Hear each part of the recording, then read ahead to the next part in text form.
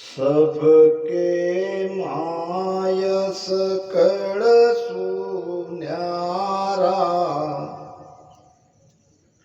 मरमल के कोई बिरला।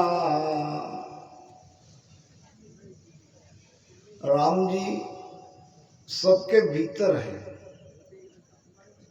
और सबके भीतर रहते हुए भी सबसे अलग है। शरीर से, मन बुद्धि चित्त अहंकार से, इंद्रिय से उसका कोई संबंध नहीं है, मगर वो शरीर में है तो शरीर के बाहर भी है। नमो नमो सब माय, नमो सब ही सु न्यारा। नमो प्रगट नहीं, गुपत छिपत नहीं, लिपत लगा। ब्रह्म स्तुति में महाराज क्या फरमा रहे कि उस परमात्मा को नमन है जो सबके भीतर है, विराजमान है, साक्षी है, वो देख रहा है, मगर उसको आप शरीर से अलग समझना पड़ेगा, क्योंकि शरीर की किसी भी इंद्रियों के कार्य में या वो इंद्रिया मन द्वारा जो भी सांसारिक सुख की ओर देखती है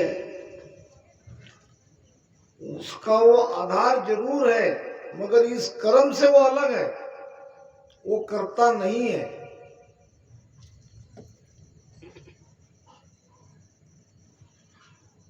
वो दृष्टा है और उसे हमें प्राप्त करना है। प्राप्त करने का मतलब उसकी पहचान करना है और उसी में स्थित हो जाना है, स्थिर हो जाना है। महाराज फरमाते हैं कि सब माई सतलोक है, हम बैठा तामाय, माया मोह सुलपटिया, ताते दर से नाय। सतलोक कहाँ है? सतलोक सबके अंदर है। सत किसे कहते हैं? जो त्रिकाल में जिसका नाश नहीं होता। सत है हमारी आत्मा। इस शरीर में आत्मा के अलावा सब नाशवान है, सब मिटने वाले हैं।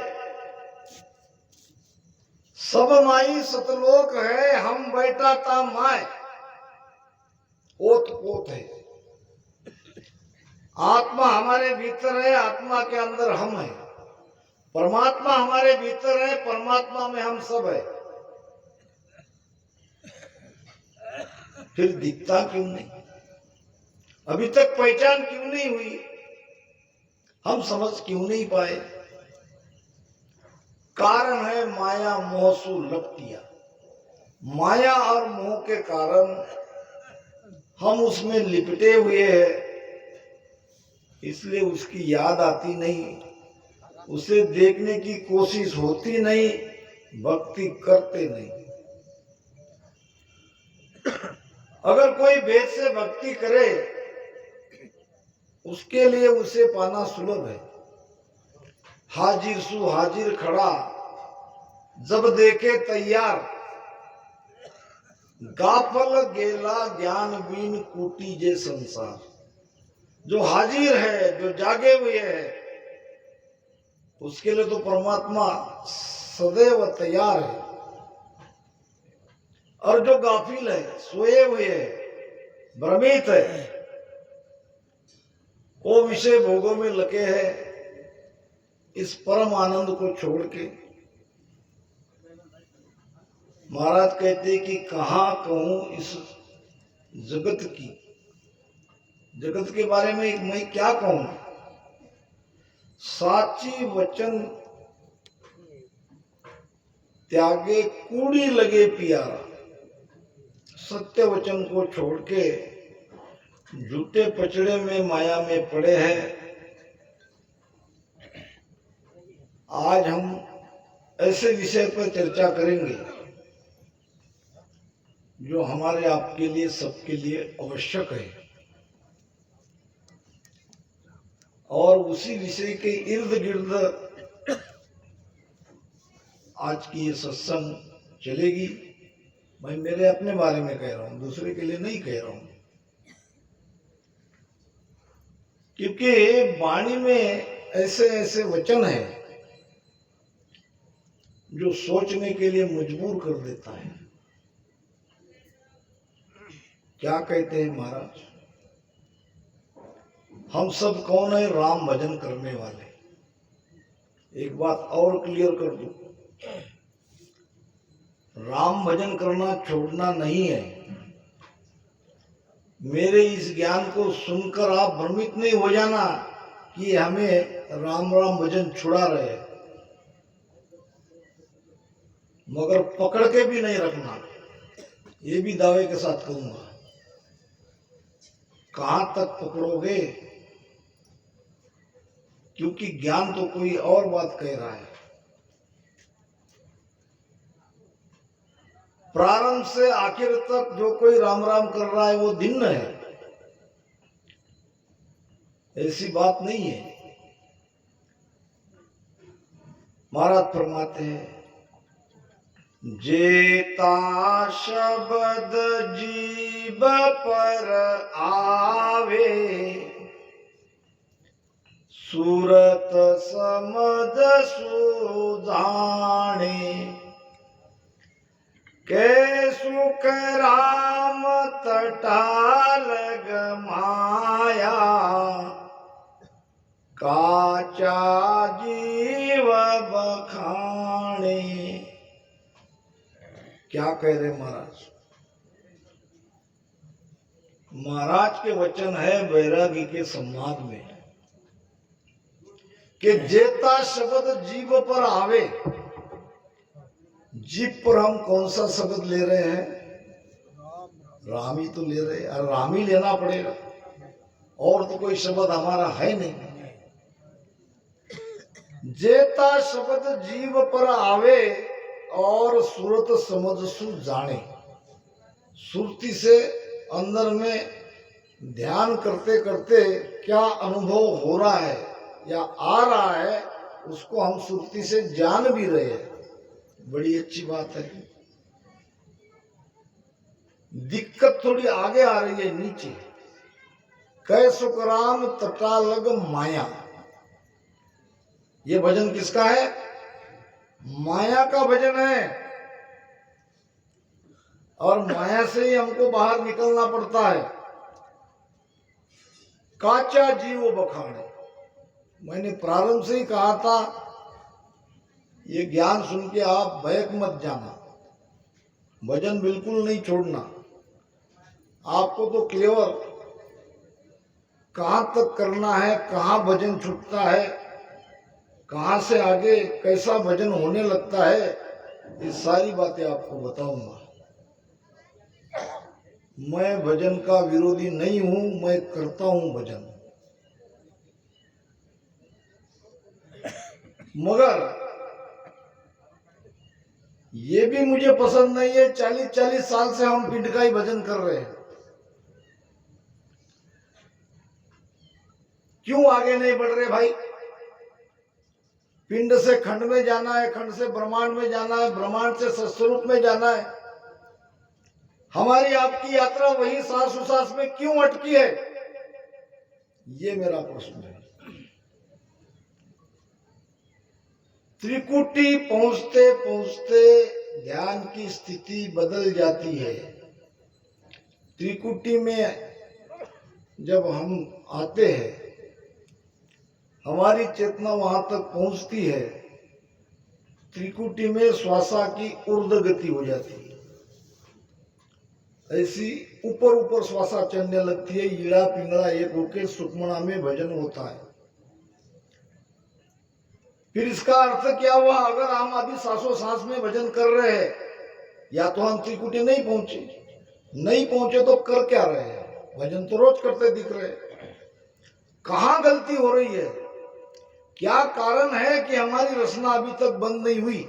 जबकि महाराज कहते हैं रसना सेवत की जब मन की, जीव भजन सुलागे, कै सुख राम सुनो बैरागी, ध्यान सुख मणा लागे। रसना का भजन मन का भजन है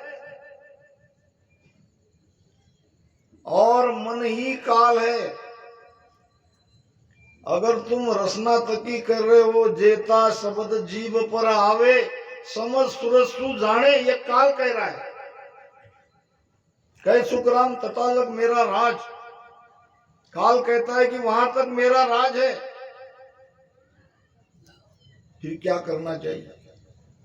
अपने आप तो आप रचना बंद नहीं कर सकते। वहां भी महाराज ने पकड़ के रखा है, मुख सिमरन मत छाड़ दो। किसके लिए कहा है? जो देखा देख रचना का राम राम करना छोड़ देते। ऐसा बिल्कुल मत करना भाई।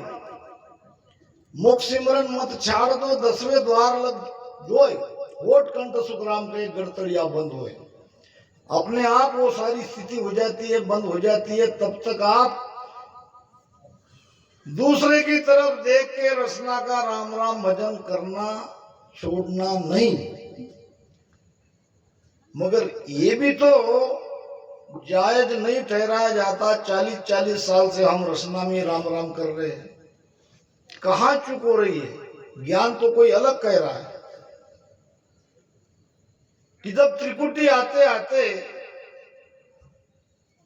मन का भजन थक जाता है, रचना का भजन थक जाता है, फिर भी भजन बंद नहीं होता, भजन तो चालू ही रहता है। वो भजन करने वाला है मन, वो भजन करने वाला है जीव। मन का भजन छूट गया, जीव का भजन होने लगा। फिर आगे सहज सिमरन होता है। सीढ़ी दर सीढ़ी आगे बढ़ते बढ़ते जाना है। अगर आज तक हम यही उलझे हुए हैं, इसमें हमारी गलती है। या तो आप लोगों ने हमें पूछा नहीं, या हमने आपको बताया नहीं। रसना सेव थकी जब मन की, जीव भजन सु लागे, कह सुखराम पारक वाकी, ध्यान सुखमना जागे। उसकी परीक्षा है कि उसका भजन हो रहा है, वो सुखमना में हो रहा है।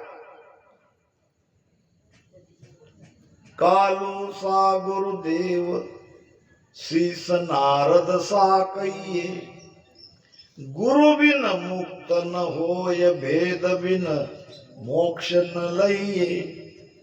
वाष्ट मुनि पे आय राम बूझो तत सोई, जीव मोख किम जायता ही गत कहिए मोई। जन सुखिया वाष्ट कही, रामचंद्र सुन कान, ईड़ा पिंगड़ा सुख मणा, ब्रह्म मिलन को ध्यान। ब्रह्म में जाना है, ब्रह्म में जाके मिलना है, तो ये भजन नहीं चलेगा। ये तो पिंड का भजन है, हमें खंड में जाना पड़ेगा। खंड का भजन, ईड़ा पिंगड़ा सुखमणा, तीनों नाड़ियां वहां इकट्ठी होती है। और त्रिकुटी में भजन बिना किए धीरे धीरे होने लगता है। वहां ध्वनि सुनाई देती है नाद की, फिर वो नाद अनाद में परिवर्तित होता है। जब ये नाद अनाद का ध्यान लग जाएगा, किसी को कहना नहीं पड़ेगा भजन करो करके। और ये ऐसी ये भी नहीं लगानी पड़ेगी जो अभी चल रहा है नाखंड भजन, बहुत अच्छी बात है। सब स्वयं प्रेरणा से भजन में लग जाएंगे, क्योंकि वो चीज मिल जाती है। जब तक वो मिलती नहीं है, वो आनंद मिलता नहीं है, तब तक तो भजन करना ही पड़ेगा। जैसे कि एक राजा था, उसकी आदत थी कि साल में एक बार नगर में घूम आए, लोगों का हालचाल जाने, मुलाकात करे। ऐसे ही एक दिन उसने गांव में वो घूमने के लिए निकले। रास्ते के दोनों तरफ लोग थे, अभिवादन कर रहे थे। आगे सिपाही, पीछे भी सुरक्षा कर्मी, और हत्ती पे राजा की सवारी ऐसे निकल रही है। आगे देखा एक व्यक्ति, गरीब व्यक्ति, मट्टी खोद रहा है। काम करते करते शरीर पसीना पसीना हो गया, कपड़ा निकाल के रख दिया था। राजा ने देखा, अरे इतना गरीब मेरे नगर में। दूसरे दिन उसे बुलाया नगर में। क्यों भाई, पसीना पसीना हो रहे हो, इतनी मेहनत कर रहे हो, क्या तुम्हारे पास कोई साधन नहीं है? और उसने कहा, महाराज नहीं है, मैं बहुत गरीब आदमी हूं। ठीक है, गले में का सोने का हार राजा ने दे दिया, जाओ। बड़ा खुश हुआ, घर पे गया, जरूरत के सारी चीजें लेके आया, बहुत सारा पैसा एकाएक उसे मिल गया, राजा की कृपा हो गई। अब कुछ वर्षों बाद राजा और नगर में घूमने के लिए निकले, वैसे ही पहले निकले वैसे ही। जाते जाते जाते आगे देखा, एक व्यक्ति पर उसकी नजर पड़ गई। राजा ने कहा, ये तो वही व्यक्ति है जिसको मैंने कई तोले का सोने का हार बख्शीश दिया था। बुलाया, हाथ जोड़ के खड़ा हो गया। क्यों भाई, आप फिर वही काम कर रहे हो? उसने कहा, महाराज करूं नहीं तो क्या करूं? क्या तुमको जो मैंने इनाम में दिया था वो कहां चला गया? वो तो बहुत बड़ी कृपा हो गई, आज मैं काफी संपन्न हूं, सब कुछ मेरे पास है, जमीन जायदाद मकान, काफी धन। फिर ये सब होने के बाद ये क्यों कर रहे हो? जिसके करने से मैं इस स्थिति में आया हूं, मैं उसे कैसे छोड़ सकता हूं? और बड़ी पते की बात कही, आगे हम जो कुछ भी ध्यान में पाएंगे, नाद अनाद हो या वो परमानंद की प्राप्ति हो, मूल में इसका राम नाम है। राम नाम को छोड़ना नहीं है, मगर वो छूट जाता है, और जब छूट जाता है तब भी आपका भजन होता है। तब ये करने वाला भजन करने की आवश्यकता नहीं है, और वो भजन की स्थिति में हम और आपको सबको आना है। इसके लिए गुरु की आवश्यकता है। सामने बिठा के बेटा राम राम कर, इसके लिए क्या गुरु की आवश्यकता है? गुरु तो एक पावर है, गुरु तो एक ज्ञान है, गुरु तो एक उपाय है। महाराज ने सबको अपना अपना धर्म बताया है।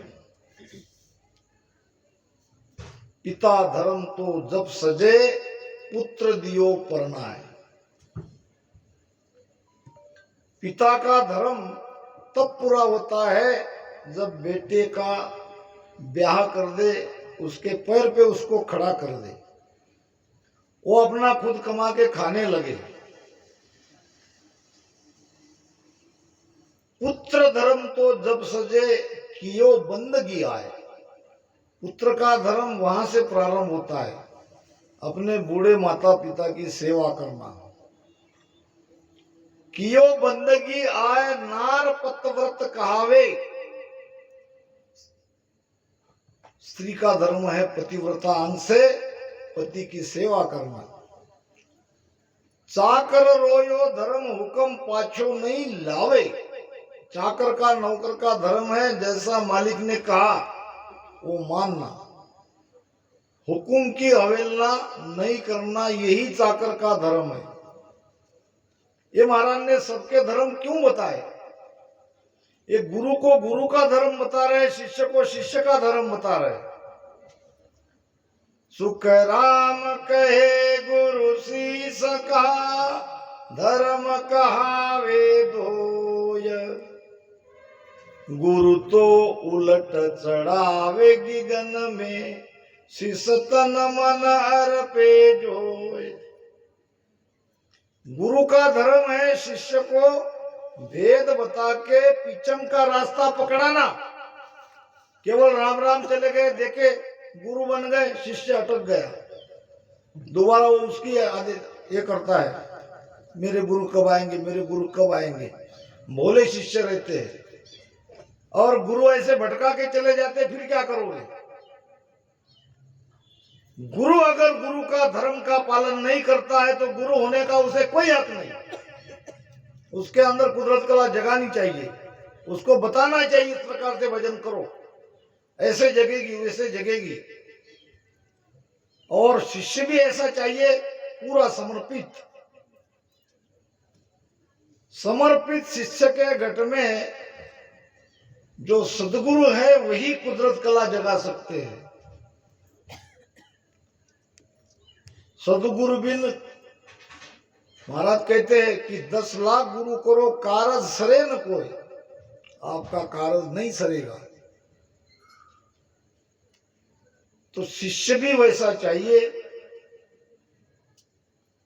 और गुरु भी वैसा चाहिए, तब ये घटना घटित होती है दोनों के बीच में। जो गेबौ कुदरती, जिसको हम कुदरत कला कहते हैं, सत्सबद कहते हैं, नयनचर कहते हैं, शिष्य भी चाहिए समर्पित।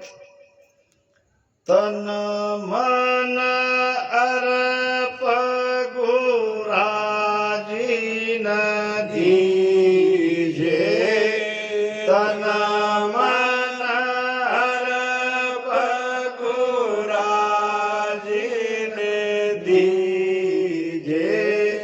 आठो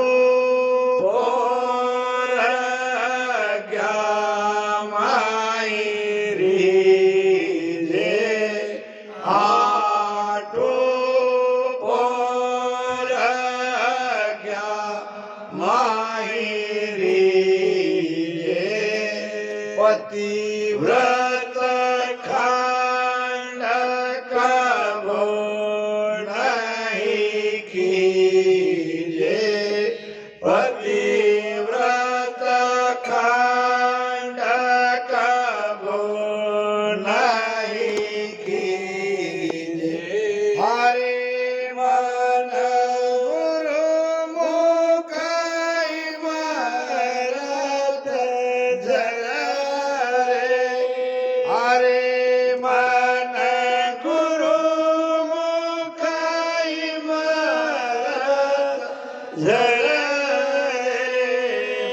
पुटरिया मन रे तू तो हरि भज पार उतर रे, तारो अवसर कारज सर रे। उठरिया मन रे एक विध कर लिया भाई, तन मन धन अर्प्यो नहीं जाए। बड़ा कठिन है, साईं से लगन कठिन है भाई। भजन कर लेंगे, सब कुछ कर लेंगे, समर्पित नहीं होंगे। समर्पित होना बड़ा कठिन है। बीच में आड़ा आता है मन, कई प्रकार की उलझन पैदा करता है और समर्पित होने नहीं देता। बिना समर्पण से भक्ति नहीं आगे बढ़ती। यही तो दुविधा है।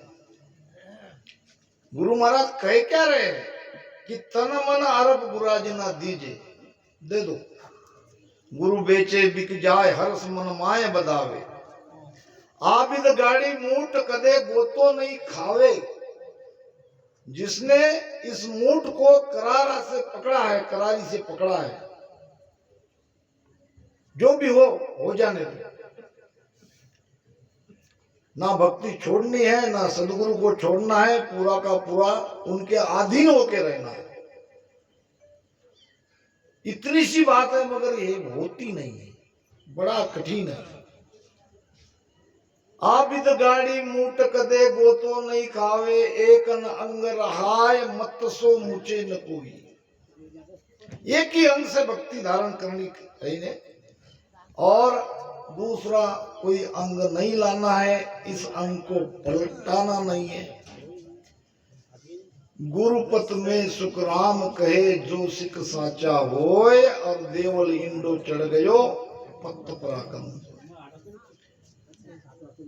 गुरु पर विश्वास रख के जो राम भजन करता है, समर्पित होता है, 10वें द्वार रूपी शरीर रूपी देवल में 10वें द्वार रूपी इंडे पे इंडा नाम कलश, वही चढ़ सकता है, वही जा सकता है।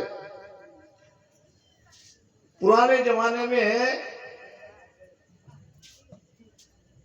मनुष्य की बिक्री खरीदी होती थी, आपको पता है, कभी सुना होगा। मनुष्य का बाजार बढ़ता था और उसको बेचा जाता था, खरीदा जाता था। उसे कहते थे गुलाम। क्या कहते उसे? गुलाम। गुलाम का बाजार बढ़ता था, जैसे हमारे तरफ बैलों का बाजार बढ़ता है। ऐसे आए 200, 400, 500 गुलाम, लेने वाले उसके तरफ देखते, कौन सुदृढ़ है, कौन काम करने लायक है, किसकी कितनी कीमत है। जो ज्यादा ताकतवर उसकी ज्यादा कीमत।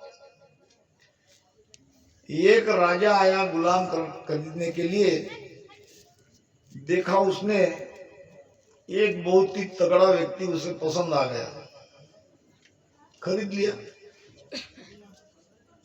अब गुलाम से इस बात से कोई लेना देना नहीं, कोई आओ, कोई खरीदो, कहीं रखो, कहीं ले जाओ, हमें तो केवल काम करना ही है जो कहते वो। क्योंकि उनको पता था कि हम इन इंसानों से अलग है, हम गुलाम हैं, हमारा भाग्य ऐसा ही है। राजा बड़ा समझदार था, उस गुलाम को घर पे लेके गया, कहा कि देख भाई, मैं और मालिक के जैसा नहीं हूं, तू मुझे बताना कि तुम्हारी पसंद क्या है। कोई भी छोटी छोटी बात हो तो मुझे बता देना, मैं कर दूंगा। मैं तुम्हें गुलाम न समझ के, एक इंसान समझ के तुम्हारी सेवा लूंगा, बदले में तुम्हारे भी पसंद नापसंद का ख्याल रखूंगा। जैसे कि तुम्हें कपड़े कैसे चाहिए, क्या पहनना पसंद करते हो, भोजन में तुमको क्या क्या लगेगा, ये सारी बातें मुझे बता देना, मैं सारी व्यवस्था करूंगा, काम तो मैं कराऊंगा। गुलाम ने बड़ा अद्भुत जवाब दिया। क्या कहा? मालिक, मैं हूं कौन? मैं तो कुछ हुई ही नहीं, मैं तो केवल आपका गुलाम हूं। गुलाम की पसंद नापसंद कोई मायने नहीं रखती है। मैं कैसे कपड़े पहनता हूं वो भी आपकी मर्जी, आप जैसे पहनाओगे वैसे पहनूंगा। मुझे क्या खाना खिलाना है वो आपकी मर्जी, आप जैसे खिलाओगे वैसे मैं खा लूंगा। मेरी कोई मर्जी ही नहीं है, मैं पूरी तरह से बिका हुआ हूं। मैं इतना ही जानता हूं कि मुझे सेवा करनी है, काम करना है, और मुझे कैसे रखना है, मेरे साथ क्या होना है, ये सब आपकी मर्जी पर चलेगा। राजा ने कहा, तू तो बड़ी अद्भुत बात बोल रहा है, ये तो सुखी होने के ये गुण है। संसार में अगर ऐसे हम निर्बंध रहते हैं तो वो सुखी नहीं तो क्या है। गुरु कहेंगे वैसा करेंगे। गुरु के आज्ञा आओ ही गुरु के आज्ञा जाए, कहे कबीर ता शीश का पला न पकड़े कोई। सब कुछ